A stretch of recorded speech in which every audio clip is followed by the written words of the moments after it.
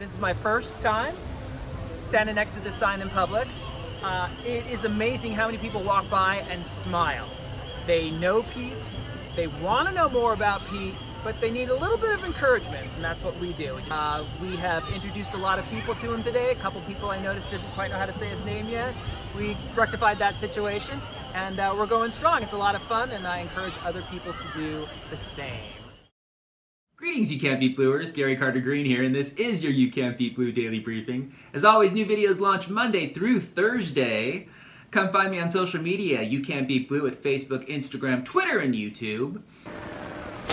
When I was 14 years old and just realizing for the first time that I would probably not grow up to fall in love with a woman and marry her, I was sitting with my family watching the evening news, and they were broadcasting a story about a gay pride parade in the Midwest.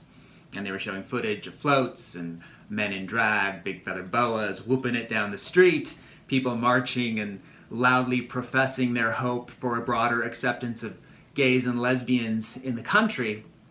And we were sitting there and it was just dead silence, and a member of my family kind of grunted and then said aloud, "Oh, I wish they'd all just go back in the closet." And another family member in the room just immediately said, "Amen."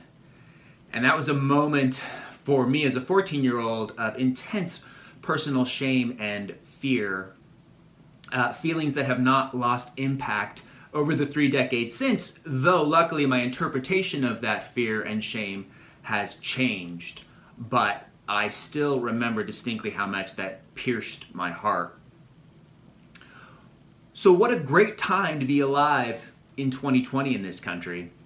To have been able, as a grown gay man, to witness the groundbreaking work over the past year of Pete Buttigieg, and to be able to support him in his quest for the presidency, an office that his disposition and intellect and heart make him so perfectly suited for, has made me very, very happy. And to be able to cheer him on now when he slays those ass pandas on Fox News day after day after day, and to watch him wholeheartedly support the Biden-Harris ticket when Biden and Harris were, not too many months ago, his competitors, and to watch legions of people in this country suddenly be expressing out loud, "Gee, maybe I did give this guy Pete Buttigieg a fair shake during the primaries. He's pretty great."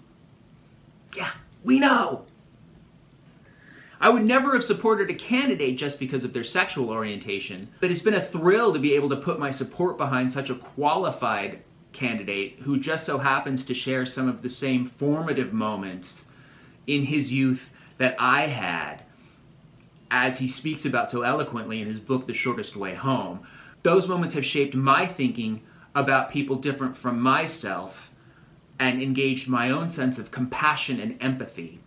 In deciding to support Pete, a choice I made back in the spring of 2019, when no one was really giving him a shot, I learned to converse with total strangers about politics, just march right up to them and start a conversation. And I really overcame my fear of calling up strangers in states that I've never been to and telling them about Pete Buttigieg and telling them about why I support him.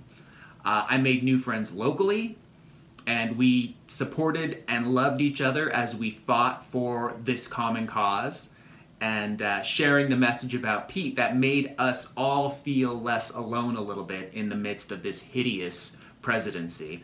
And even more importantly, I developed my understanding of the country's political system and the realization that I really do have a voice, that we really do have a voice, and that voice not only matters, but it is crucial to building and protecting a strong American future. I changed people's minds.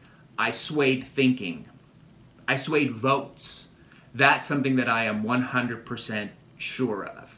I think we can all agree that Pete didn't get a fair shake during the primaries. That win in Iowa should have been huge for him, but it was mired in so much confusion and technical failure. He was really robbed. And things could have been very differently for him going forward from there. But that's politics, that's fine.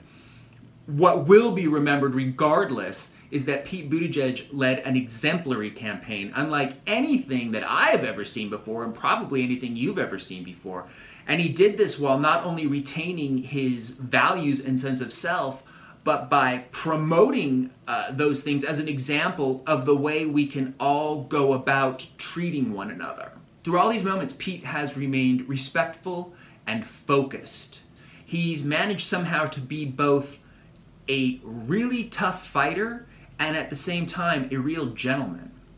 He's proven himself to be a teacher, a hero, an icon to many, a courageous soul, and a warrior.